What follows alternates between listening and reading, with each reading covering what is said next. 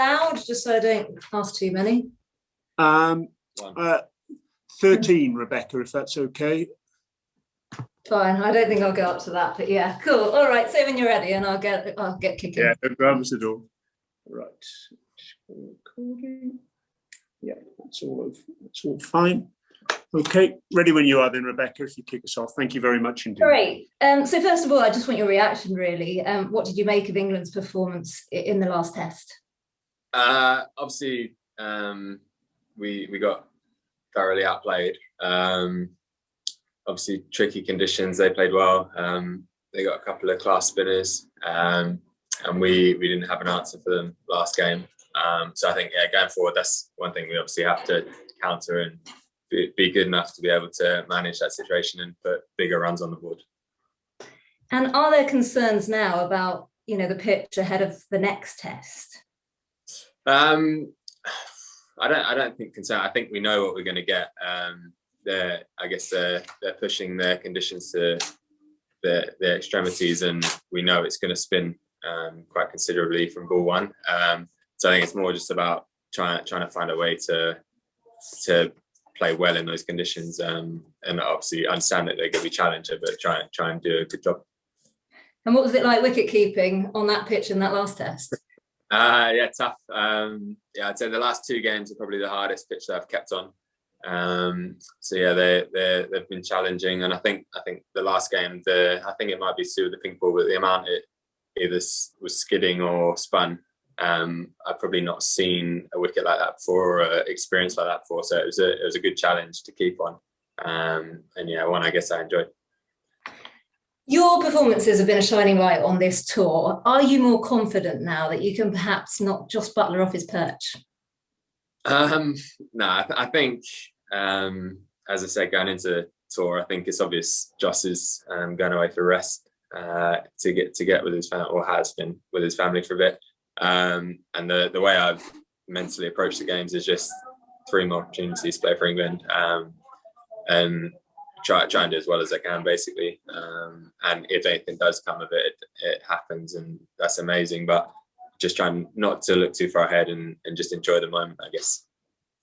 Back to England, why do you think England struggles so much against spin, and how can you counteract that for the future? What's the solution? I think it's obviously difficult. I think just from purely playing on it, I think they're the two pitches I've played on, I've never seen a ball turn like that. So I think they're obviously very challenging conditions. I guess it almost feels like day 5 pitches from ball one. So I think it's understanding that I guess we are going to get out at times, but almost like making peace with a certain way of getting out if it means we can score runs that way. And yeah, we just have to grind out and try and put runs on the board. And it's not an easy thing to do, obviously, but I guess be solid and understand our game plan, which will be different for all of us, and just back it. And if we get out, we get out, because it is tough, but just try and do it our way, I guess. And how confident are you ahead of the next test? Yeah, I think obviously we've been completely outplayed the last 2 games, but we are still in a position to draw in India. And if we can put a good performance in and get a 2-2 draw, I think that would be a really good achievement out here. I think that's quite obvious. So I think that's purely the focus, is trying to get that 2-2. And have the crowds made much of a difference? It's nice seeing crowds back. Yeah, it's awesome to play in front of. Obviously a little bit too one-sided for my liking, but it has been really good. Obviously with COVID and stuff, playing in the summer was a little bit different of an experience, but yeah, the Chennai crowd and then the crowd here have been awesome. So it's been great to be back in front of them. Last one from me. You must have seen Alex Hartley's tweet and the reaction from Rory Burns. Just wanted to know what your interpretation of that was, and whether there are pressures on players around social media. To be honest, I don't have social media, so I prefer to stay out of it. But obviously, I'm aware of the tweet, and I guess emotions can be high after you've lost and stuff like that. And obviously, she probably didn't mean too much by it, but I think it's a bit of a misunderstanding, to be honest with you. and it's like, obviously I don't have it, but from what I hear, it's all been smoothed out now. Perfect. Thanks ever so much. All right. Cheers. Scott Taylor, please. Hey Ben, I just want to touch on the point that Rebecca was making about the pitch and the test defeat. Now, you're quite a young team in terms of age, but also in terms of test caps. So how big a learning curve will this be looking back on this defeat for you guys? Yeah, I think obviously when you do lose, you can learn, but at the same time, you don't have quick to learn. So I think it is one of them where obviously we got completely outplayed. I don't think anything they did is anything that we've never seen or expected before, but it's just probably the extremities of what happened we've not faced before. So I think it's just trying to learn and develop and probably stick to our game plan, but adjust it slightly to try and make it more in the batter's favour and be able to post bigger scores. And there's a lot of talk about bubble life in COVID times. How important was it that you're not at the grounds, staying at a hotel on the ground? Rory spoke quite candidly last year, saying when he's out of form, the last thing he wanted to do is open his curtains and saw the wicket that he got dismissed on. Yeah, I think, I reckon it is tough, just purely from being in a position where I was in bubbles and not playing. I guess you don't have the pressures and the stress associated with playing the game. So I didn't mind it when I wasn't playing. And then, yeah, I could now playing and we've lost a couple of games. I could imagine if you're on the pitch constantly, I think it would be tough. So yeah, it's quite nice to have the half-hour drive away and just kind of detach yourself from it. And what have you made of the reaction following the 2-day test match? Because you made the point to Rebecca earlier that, look, we're still in a chance of coming away with a 2-2 series result against India, which is pretty impressive by any means. Yeah, I think, I'd assume the reaction wasn't obviously great because obviously we lost quite quickly. But yeah, we are, as I say, with a chance of a pretty awesome achievement if we can win this last one. It's obviously going to be difficult knowing the sort of surface that they're going to play on.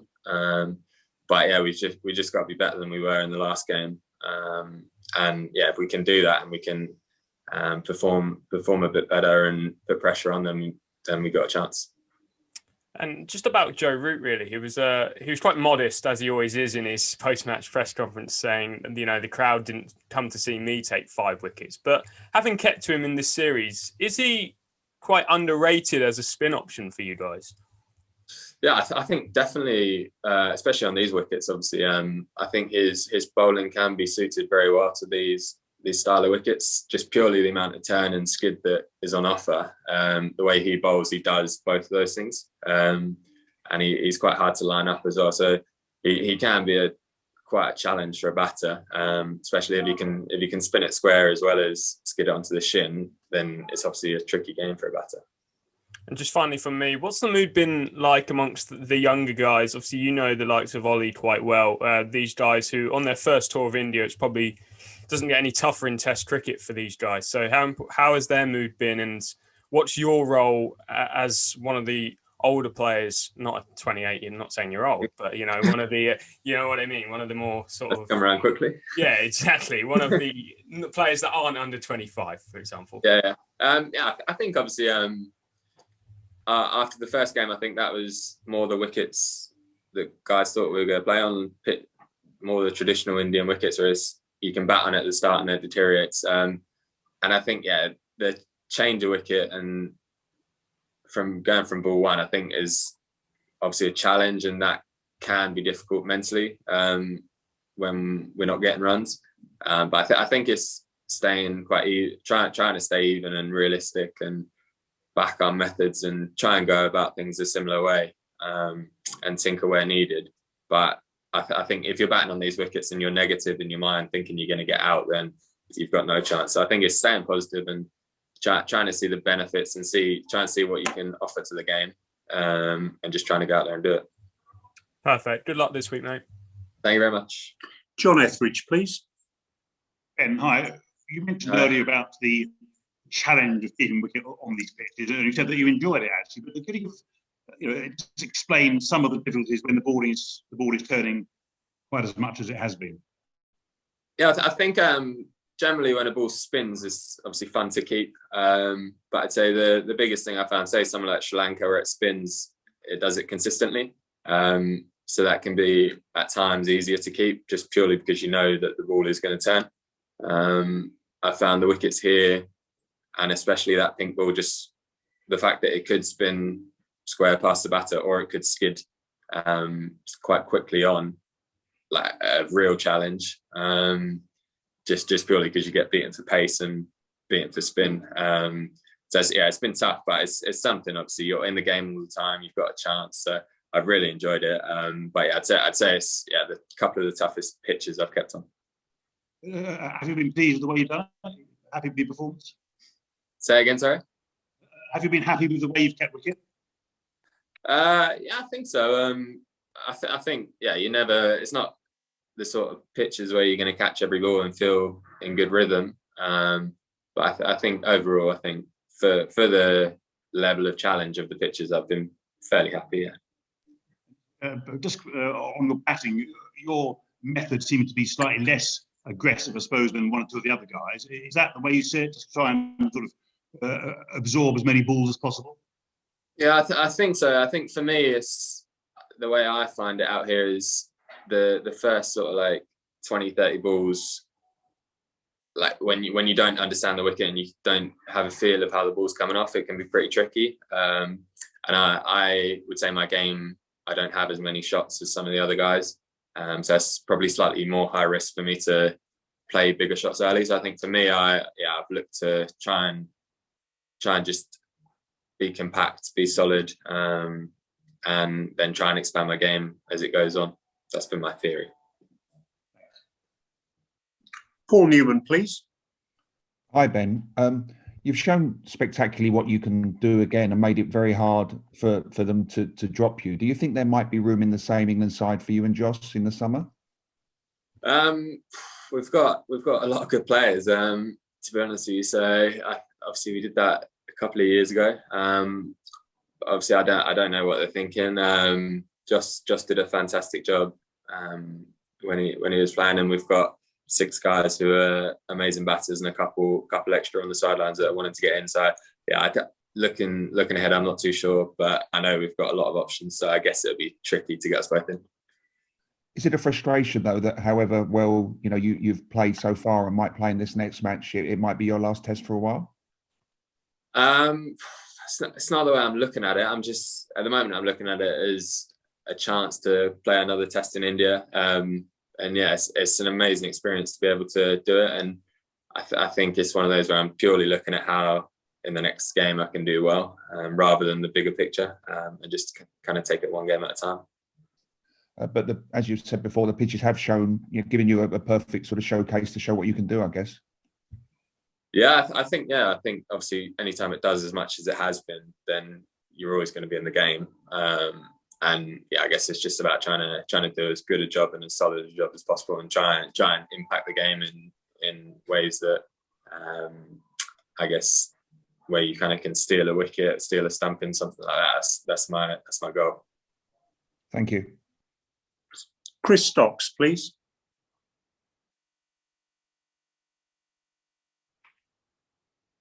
Hello, Chris.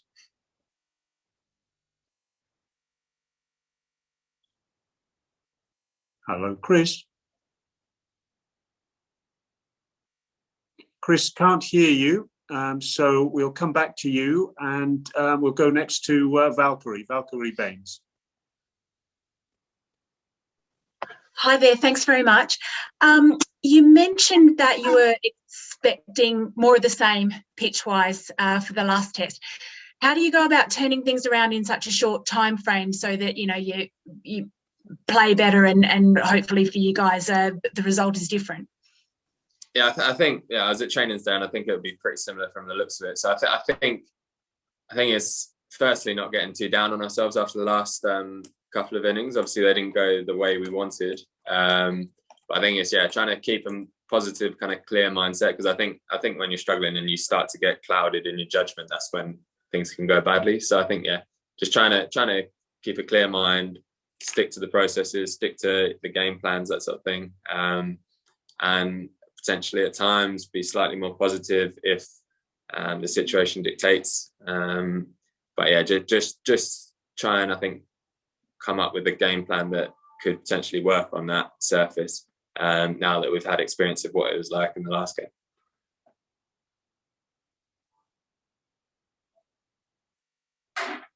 Any more for any more? Okay, everyone, thank you very much indeed. That's much appreciated, you taking the time to join us today. Take care and speak to you again soon. Thank you. Cheers.